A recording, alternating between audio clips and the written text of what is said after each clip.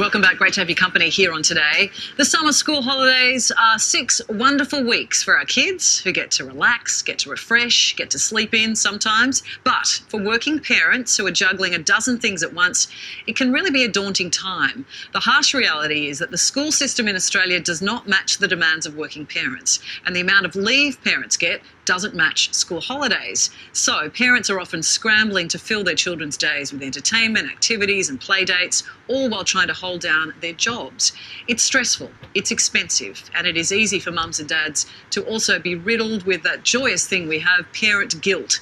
So for today's agenda, we're looking at why summer holidays are anything but a break for working parents, and we are here to help. We also have some great tips on how you can actually lighten the load as well. So we're joined by journalist and author Jacinta Tynan and parenting expert Dr. Joanne Orlando. Good morning to you both. Thank you for coming in. Hi, Deb. I'm glad you've made the time to actually come in. So Jacinta, you're a working parent. You've written and spoken extensively about this. You do the juggle and you find it a battle. It is. Every time I get those emails saying, only 4 weeks till the school holidays, this sort of rising panic sets in because there's that great relief of not having to do the school lunches or iron uniforms or rush them out the door or do any homework. That's a blessed relief. But then there is this massive panic about what you're going to do because if you're a working parent, and that is the majority of Australian families, many have both parents working, and if you're a single parent like myself with no backup, it really is an absolute bind of what you're going to do to fill that time, and you have to come up with solutions, and it's just stressful, incredibly stressful. So what do you do?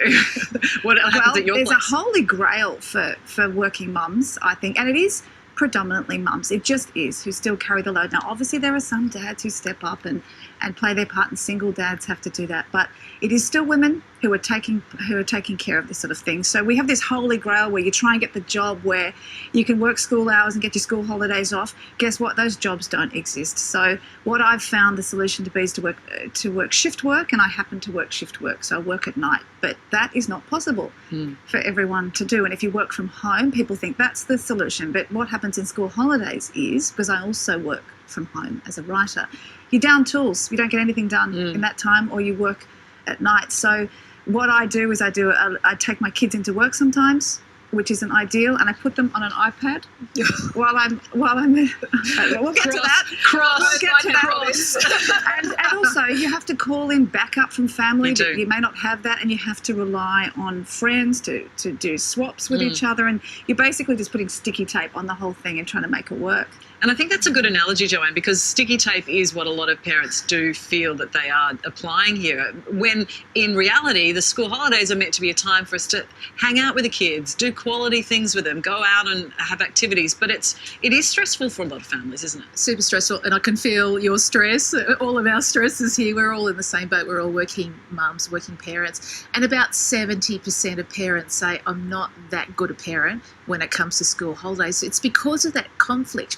You've got your job to do and you still want to do your job well, but you want to spend time with your children, and a lot of parents take that jigsaw approach. You know, Monday you can go to Nana's, Tuesday vacation care, Wednesday I think I can work from home, and there's this continual juggle and guilt and frustration. Guilt that you're not spending time with the kids, frustration that you can't get your work done like you normally can during school term. And that parent guilt is something that we inflict upon ourselves too readily, I would argue. So what do you say to parents? I mean, obviously it's something we all grapple with, a lot of people do. What's your advice? Yeah, well, I think parental guilt is up there with, what's the meaning of life? It's one of those big questions that we ask ourselves. Well, one of the things is we put a lot of expectations that we are this 100% perfect parent, and that's what we're aiming for. And, just forget that. They don't exist. No, just forget that completely. It's about trying to work out what is it that's making you feel uncomfortable, or what is it that's making you guilty, and getting to the heart of that and changing that. Yeah, it's great advice. And we've also asked you at home how you achieve that balance with the kids and work during school holidays. Here's some of what you had to say. Janice says, my husband and I work opposite hours, so we offset each other. I leave for work just after he gets home, so one of us is always with the kids, and then we spend weekends together, and it works for us. Amber says, I'm lucky enough to be able to take them to work with me. By all means, it's hard and they can be very difficult, but it works for us. And Tanya says, I made the choice to to be a full-time mum because I don't think it's fair to leave them with others during the holidays. I've never had help from family or friends, and I wouldn't ask for it. I don't think it's fair. It's one of those things, Jacinta, where, every person's case is different, but there is that sort of element of if you have backup from grandparents and family and friends, you can call that in, but not everyone has it, do they? No, I don't have any of that. So we rely on other mums. We have this sort of swap system going on. But you know what happens there is the mum who's not working, this happens to one of my friends, I'll call her up and she goes, I can't talk, I've got 5 kids with me. And they bear the brunt. She gets all the kids. Yeah.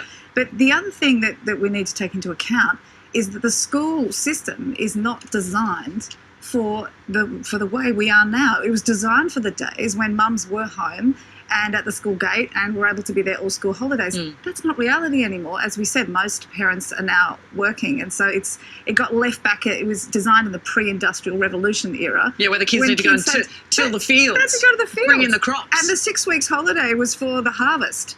And I think we've moved on, but the school system hasn't moved on, and it just doesn't work with it. And you do the maths on it: 12 weeks school holidays a year, 12 weeks, and most people get 4. So the rest of the time, you've got this juggling act, or you have to take annual leave yourself, which we often do, but then you're wasting your annual leave on childminding when it should be spending time with your children. I guess the other side of it too, Joanne, is that for the children themselves, I mean, they don't necessarily want to be put into more structured systems. They want to get out of school, but they're often put into after-school care, which is sometimes held on the school grounds. And, the kid who's sent to school when school's broken up is sort of this heartbroken kid trudging up. And, for the kids too, they feel the impact of this, don't they?